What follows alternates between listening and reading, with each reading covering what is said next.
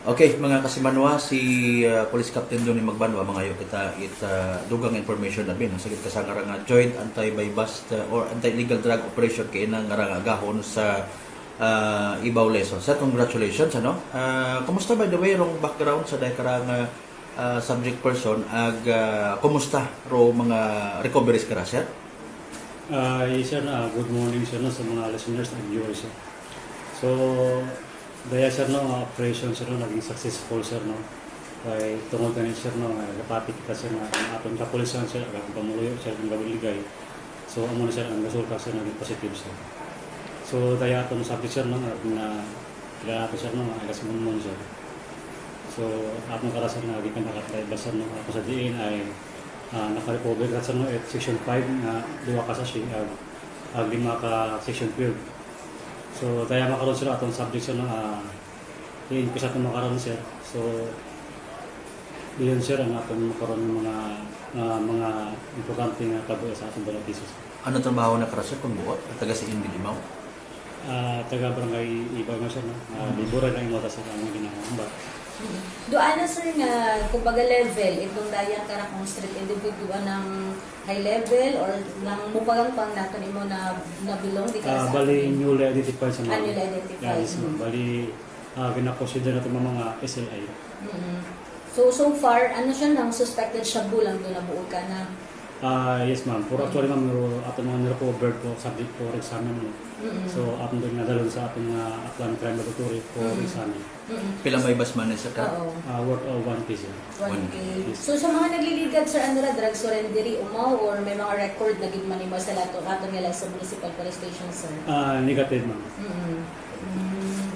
Okay. So, apan kung pagkatapos sa bisan, pag-drug test ka na, mag-positive, another section nga violation na kara sa RA 9165, itugang nga kaso ka na? Yes sir. Yes, sir. Doon ang mga parokyano sir, sa information sin mo gabot supply, daya nga mga suspect? Doon bagay ma'am no, hindi mo ma-establish ma'am kasi ongoing ma'am ang investigation karon, monitoring. Okay. So mga pilang months or nang Domingo maging surveillance na ito ni Sir before nadakpan? So actually mo base sa amo yung mga information ma'am no, sa 5 months sa mga ating karang monitoring.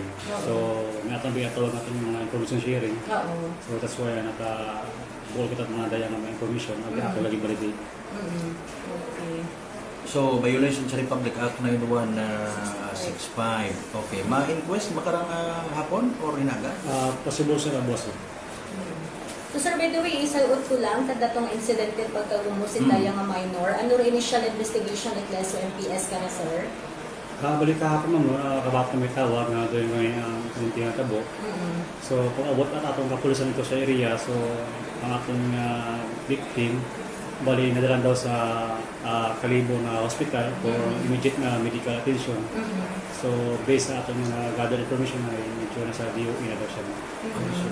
So, an aksidente lang sa sure nga ano, ginapananaw natin nga nahuhuli ka to sa septic tank? Yes ma'am, so medyo purely ang asin. So sa ato na pag-imbestiga, may salabton, mga tag-anat, septic tank, knowing nga, what time mo sir itabon open kay mga mayad? Bali din naman mga question ma'am, hindi natin masabat din ma'am. So, kaya atong din mga karagin na lang tawag, purely accident sa mga. Okay. Sa inyong investigation mo ta sir, mga anong oras gid kaya kahapon natabo ra? Ay wat klase abi kahapon ay pista official ibilyo kami. Isa na kahapon to mga around hindi ko na Basta kahapon? Yes. Yes. Adlaw. Ito adlaw ag mga hapon ito na inform ko niya. After na kami na-inform, siguro mga late 15 o 20 minutes na late na inform.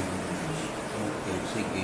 Ay, if ever sir, matana, may ika-extend kaya nga bulig ro leso MPS, ay manatong binuligon manatong karang leso MPS sa pamilya, itay karang biktima, if ever sir, kung may una mata.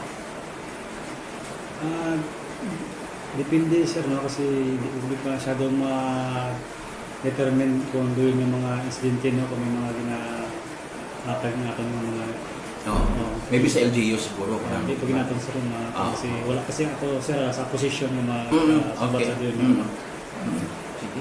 Sige sir, sa information nga na, Police Captain Donny Magbanwa sir, congratulations sa successful bypass operation ag siyempre sa panahin yung pagbintinar sa peace and order sa Banawang Leso. Thank you so much sir. Thank you, sir. Thank you, ma'am. 107.7 Energy FM Kalibo.